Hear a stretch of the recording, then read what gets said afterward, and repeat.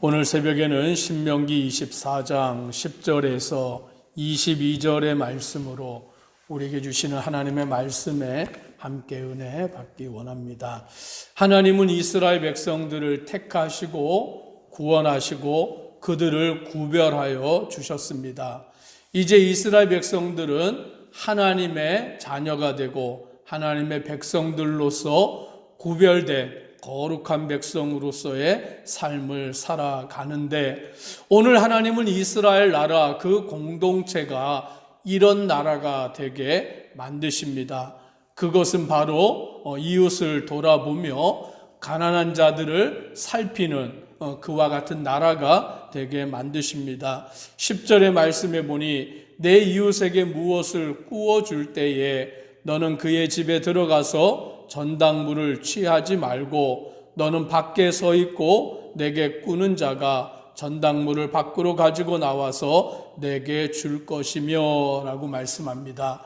즉 빌리는 자가 있고 빌려주는 자가 있는데, 아무리 빌려주는 자라 할지라도 그 빌리는 자에게 함부로 그 집에 들어가서 자기가 돈을 빌려주니까 이 물건을 내가 전당물로 갖겠다라고 할 수 없다라는 것입니다. 그렇게 하지 말아라 라고 하시는 것이 하나님의 말씀이에요. 그러면 어떻게 해야 되느냐? 돈을 빌리는 자가, 물건을 빌리는 자가 자기 집에 들어가고, 빌려주는 자는 밖에 서서 기다리고 있고, 그 집에 들어간 자가 자기 물건을 가지고 나와서 그렇게 전당물로 맡겨야 된다라고 말씀하는 것입니다.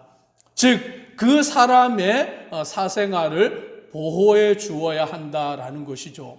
함부로 그 사람의 집을 마음대로 들어가서는 안 되는 것입니다. 그래서 오늘날의 법에도 주거 침입죄라는 것이 있는 것이죠.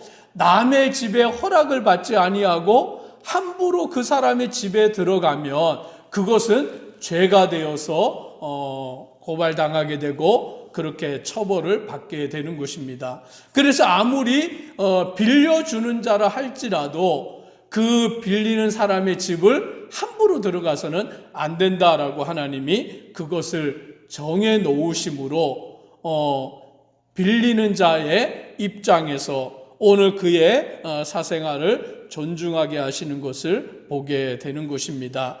그리고 12절에 보니 그가 가난한 자이면 너는 그의 전당물을 가지고 자지 말고 라고 말씀합니다.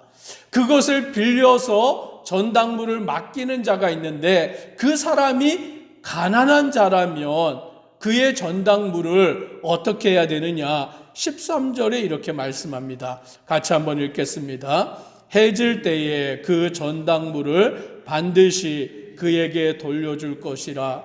그리하면 그가 그 옷을 입고 자며 너를 위하여 축복하리니 그 일이 내 하나님 여호와 앞에서 내 공의로움이 되리라.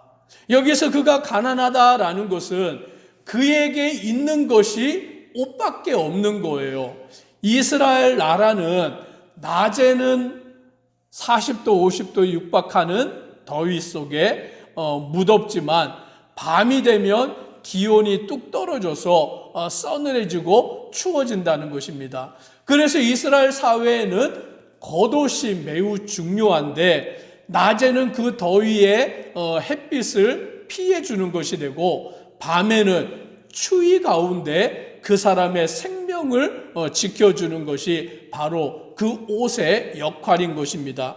그 가난한 자는 그 옷이 자기의 생명을 지켜주는 것인데, 가난하기 때문에 옷을 전당 잡힐 수밖에 없는 처지인 것이에요. 그러면 그 옷을 전당 잡아서 그 사람에게 먹을 것을 주었다든지 돈을 빌려 주었다 할지라도 그것을 가지고 해가 지기 전에는, 해질 때에는 전당물을 그 사람에게 돌려주어야 된다라고 말합니다. 그리하면 그가 그 옷을 입고 자며 너를 위하여 축복한다라고 말씀하는 것이죠. 그 옷이 자기의 생명을 지켜주는 역할을 하기 때문에 그 사람이 그 옷을 입고 잠을 자게 되고 또 그 옷을 돌려주는 사람에게 축복을 하는데 그 일이 내 하나님 여호와 앞에서 내 공의로움이 되리라라고 말씀해 주시는 것입니다. 즉 하나님께서는 그 땅에 있는 가난한 자들, 돈을 빌릴 수밖에 없고 음식물을 빌릴 수밖에 없는 처지에 있는 그러한 자들을 이스라엘 사회가 돌아보아야 된다. 그들을 긍휼히 여겨 주어야 된다라고 말씀하는 것입니다. 그래서 14절에도 보니 곤궁하고 비난한 품꾼은 너희 형제든지 내 땅 성문 안에 우고하는 객이든지 그를 학대하지 말며라고 말씀합니다. 곤궁하고 비난한 품꾼, 그 일을 일을 해서 돈을 벌 수밖에 없는 그와 같은 자들은 형제들이든지 이스라엘 백성들이든지 아니면 내 땅 성문 안에 우고하는 객이든지 이방인들을 말하는 것이죠. 우리나라에도 일을 하기 위해서 들어와 있는 많은 외국인들이 있습니다. 특히 동남아시아나 그런 곳에서 넘어온 많은 외국인들이 있는데 그 외국 근로자들에 대하여서 우리가 그들을 함부로 학대하거나 그들에게 그 품삯을 제공하여 주지 않는 그런 일들을 행하여서는 안 된다라는 것이죠. 간혹 우리가 기사를 보면 그 외국인들 중에 외국 근로자들 중에 불법 체류자들도 있지 않습니까?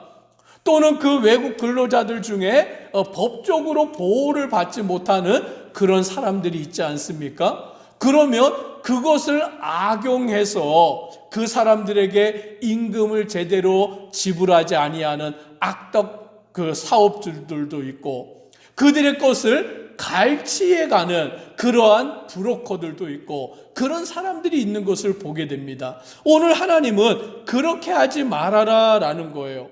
그를 학대하지 말고 그 품삯을 당일에 주라 라고 말씀합니다. 왜 그렇게 해야 되느냐? 이는 그가 가난함으로 그 품삯을 간절히 바람이라 라고 말씀하는 거죠. 하루 벌어서 하루 먹고 사는데 그 품삯을 받아야만 음식을 사서 먹을 수 있고 자기의 가정을 돌볼 수 있는데 그 품삯을 주지 아니하면 그의 생계가 위험하기 때문인 것입니다. 오늘 그가 그것을 간절히 바라기 때문입니다. 그가 너를 여호와께 호소하지 않게 하라라고 말씀하시므로 만약 그 일을 이루지 아니하면 그것이 내게 죄가 되리라 라고 말씀하는 것을 보게 되는 것입니다. 그러므로 우리는 하나님 앞에서 마땅히 가난한 자를 돌아보아야 되고 오늘 우리는 하나님 앞에서 그에게 우리가 빌려주는 입장이라 할 때에 그를 함부로 대하여서는 안 되고 또 그에게 품삯을 줄 때에 그것을 정한 기일에 줌으로 말미암아 그 사람의 생계가 온전히 유지되도록 만드는 것이 합당하다라고 말씀하는 것을 보게 되는 것입니다. 그러면서 16절에 보니까 아버지는 그 자식들로 말미암아 죽임을 당하지 않고 자식들은 그 아버지로 말미암아 죽임을 당하지 않고 각 사람은 자기 죄로 말미암아 죽임을 당할 것이다 라고 말씀하므로 그 아버지의 죄가 자식에게 자식의 죄가 아버지에게 전가되는 것이 아니라 자기의 죄로 말미암아 죽임을 당한다라고 말하므로 각자 자기가 자기의 자리에서 그 일들을 온전히 행해야 된다라고 말씀하시는 것을 보게 되는 것입니다. 그러면서 이제 17절부터 또다시 말씀하기를 너는 객이나 고아의 송사를 억울하게 하지 말며 과부의 옷을 전당 잡지 말아라 라고 말씀합니다. 재판을 하는데 그 재판 가운데서 객이나 고아의 송사를 억울하게 하지 말아라.